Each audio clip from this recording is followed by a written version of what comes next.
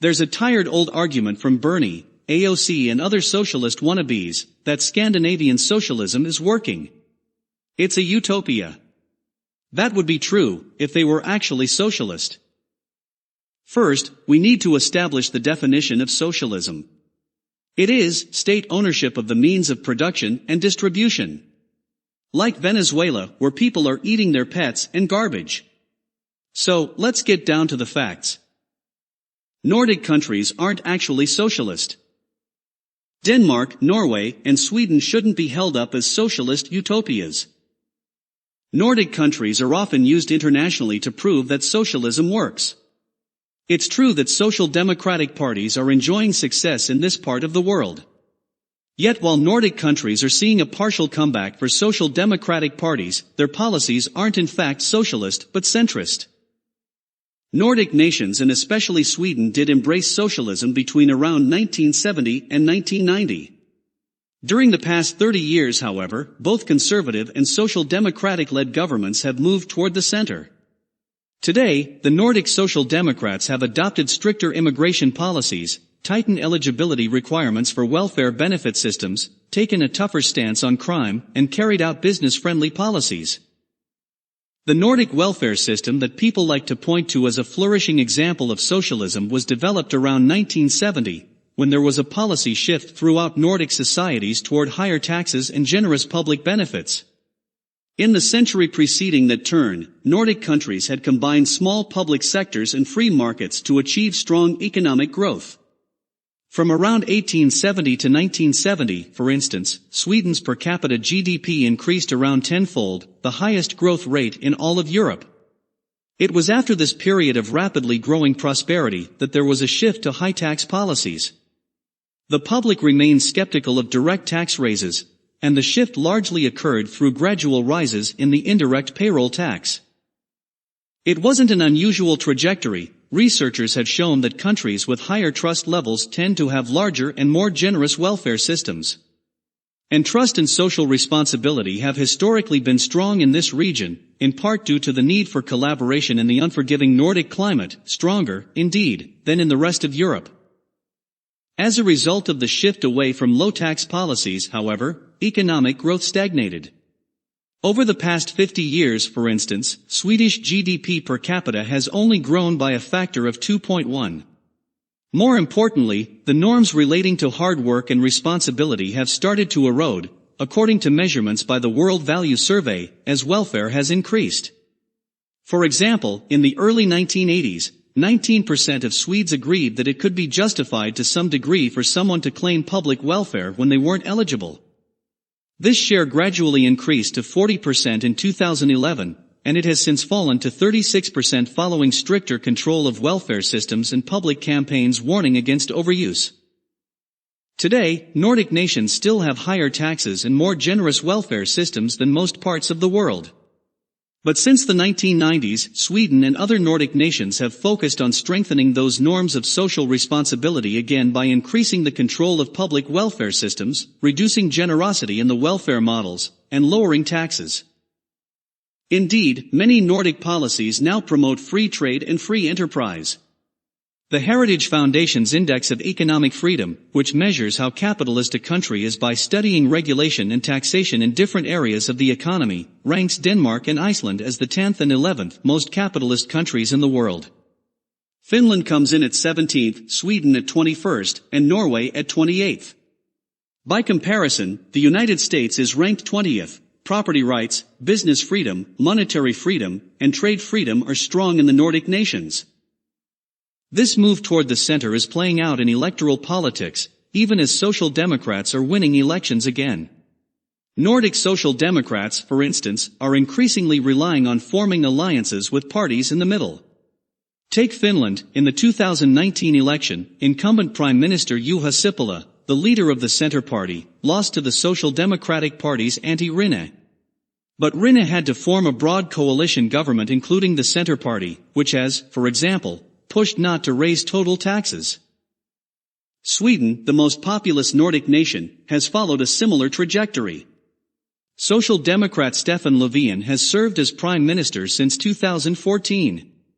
In the Swedish political landscape, though, only a minority of voters support the three main center-left and left-wing parties, so Löfven has relied on support from the right-of-center party and, previously, the right-of-center Liberals party. In early 2020, Löfven's government abolished the Värnskatt, a 5% tax on the highest incomes, significantly reducing the marginal tax rate.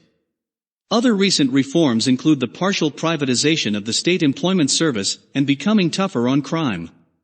One of the Social Democratic Party's main focuses this year, for example, is abolishing the punishment rebate for young criminal offenders, which would lead to longer sentences for those committing multiple offenses. The Social Democrats have also promised tax cuts as part of their platform for the 2022 elections, where the party will likely be represented by Magdalena Andersson, Sweden's finance minister. Social Democrats in Norway find themselves in a similar situation to their Swedish counterparts, having to cooperate with a center party that opposes socialist policies in order to secure power. And there are more signs that Norwegian Prime Minister Jonas Gahr Store's Social Democratic Labour Party, which just defeated incumbent Conservative Prime Minister Erna Solberg in September's election, will govern with more centrist policies than some might expect. Støre is a millionaire who was previously affiliated with Norway's Conservative Party. Moreover, he was a state secretary and chief of staff in 2000 and 2001, when the Social Democratic Prime Minister Jens Stoltenberg oversaw widespread privatization policies. Nordic Social Democratic parties have also had to modify their migration policies, as their working-class voters have shifted to more conservative parties that push for migration control. In Denmark's 2019 general election, when Social Democracy Party leader Mette Frederiksen defeated the center-right incumbent to become prime minister, she gained support on a platform that combined traditional social democratic policies with a strict immigration policy. In an effort to outflank the populist right, the ruling Social Democrats have adopted one of the harshest refugee policies in the world. Nordic nations' electoral politics mirror broader trends away from socialism over the past few decades. In the 1970s and 1980s in Sweden, for instance, the state monopolized elder care, healthcare, and education. As schools were taken over by the state, the education model shifted away from adult authority, and pupils began to lead their own learning. Pupil-led education became an important part of Sweden's socialist policies, and remains one of the main holdovers of that period. But since the 1990s, the government has allowed the private sector to have a larger role. Sweden currently has 823 private schools, mainly operated as for-profit companies with public funding. Some, such as the school chain Internationella Engelska Skolan, are offering teacher-led rather than pupil-led education, with considerably better results than the public schools. Healthcare is also gradually moving away from public monopolies. As of 2019, more than 40% of the 1,100 health centers of Sweden are run by private, for-profit actors. While Sweden has universal health care, private sector employees are increasingly covered by private health insurances paid by their employers. In the capital region of Stockholm, 62% of elder care home visit hours are carried out by private, for-profit companies.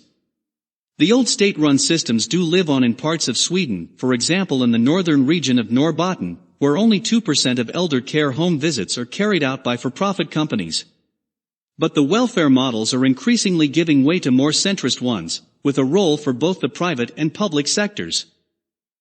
Sweden's pension system has also gradually become more connected to individuals' work performance.